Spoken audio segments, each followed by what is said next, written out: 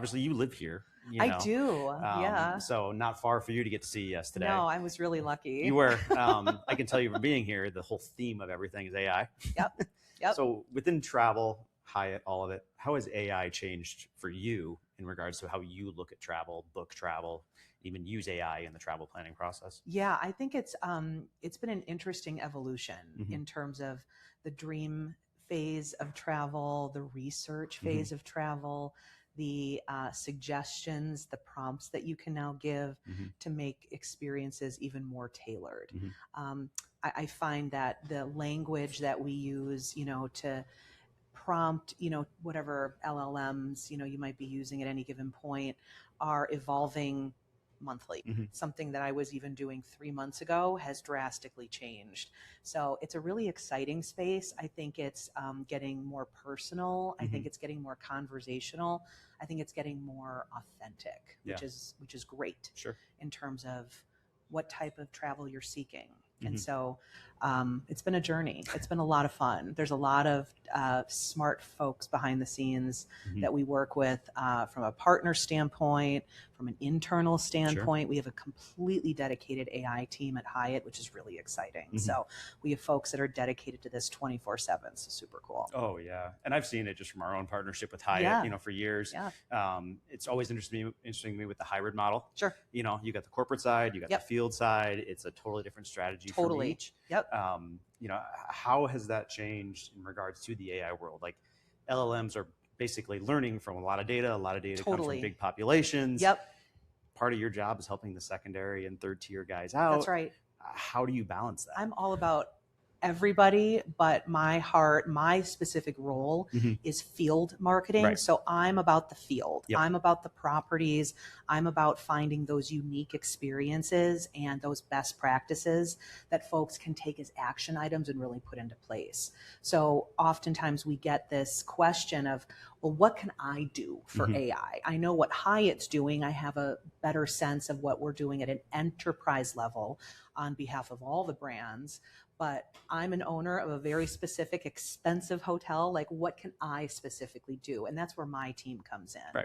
So when we talk about this anecdotally with owners, with operators, with on-property leaders, there's a few things we like to say. First and foremost, guest reviews, right? I think we're coming back to some marketing basics almost from an SEO standpoint. Guest sentiment has never been more important for LLMs. And so we try to convey that to hotels. The on-property experience will literally impact the algorithm, right? If we're able to provide that amazing brand experience from start to finish, we get a good review at the end of the day, the algorithms are going to index those reviews much better than those with bad customer sentiments, right? So the focus on guest reviews, going back to foundationals on that is huge.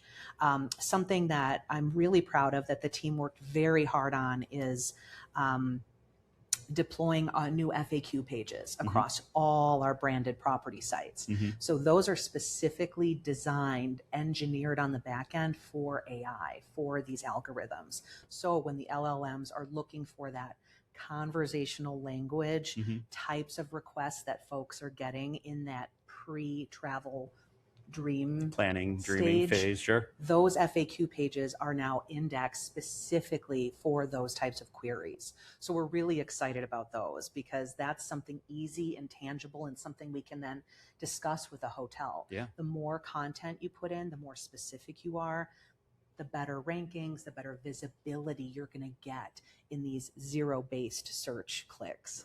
And that's always what intrigues me, because obviously, we've been in travel long enough where if on the Sojern side, we would see 700, 800, 900 touch points along the path to purchasing a trip. Easily. 0 click ends up being crazy. Big change.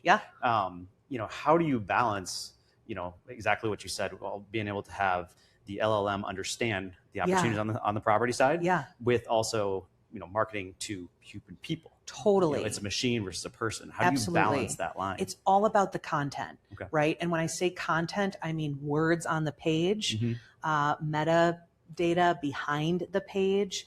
imagery. It's a full experience when we're talking about how brands show up differently from a content perspective.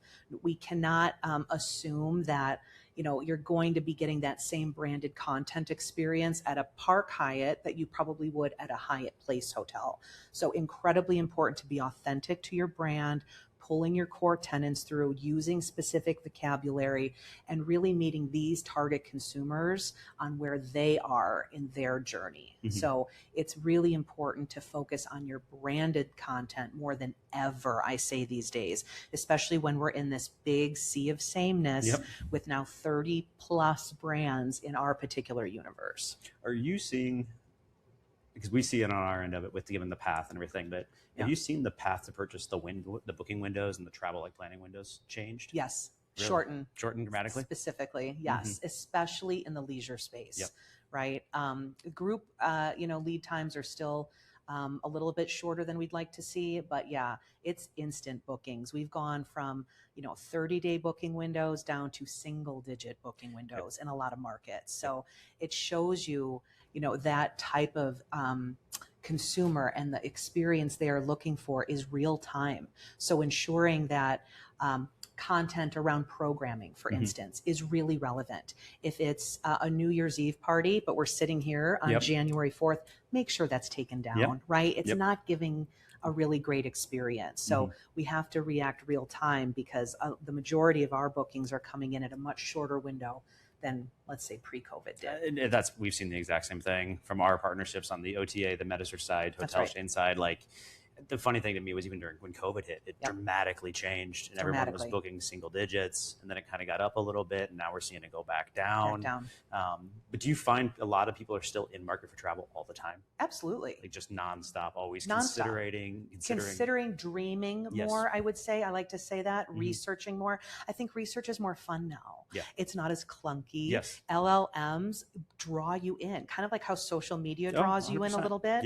You get sort of lost in this wanderlust of like, well, what about this and what about that? And the speed at which these LLMs can pull together curated, personalized content without you having to visit maybe 5 or 6 sites is game changing. Oh yeah. So that's really cool to see people taking their time, spending more quality in their searches.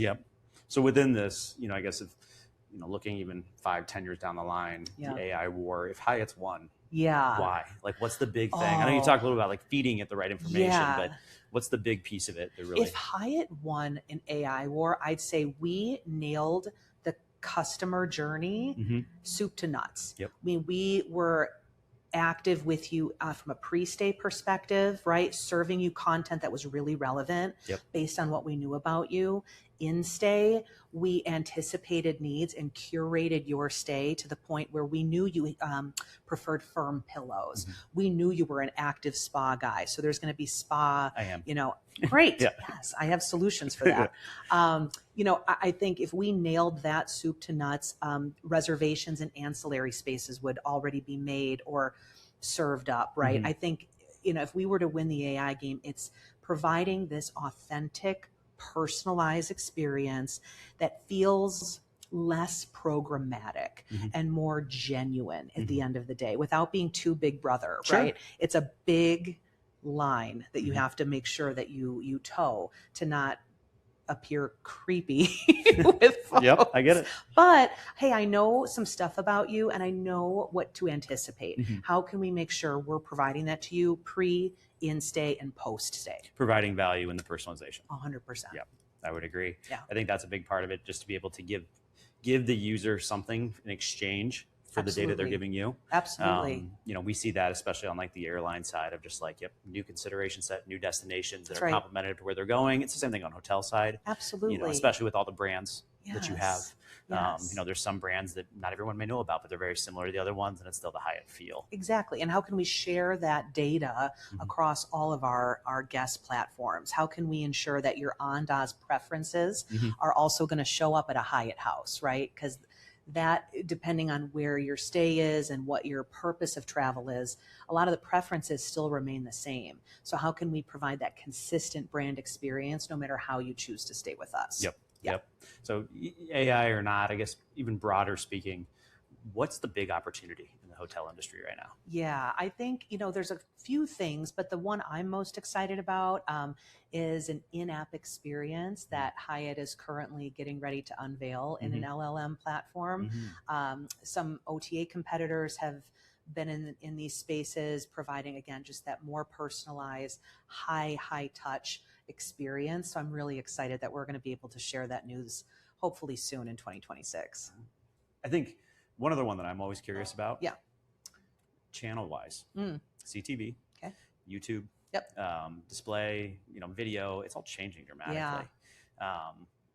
What do you like? Like, what do you see the value in, from giving the best experience across all the channels that are out there? Yeah. Whether it's walled gardens or, some of the traditional stuff.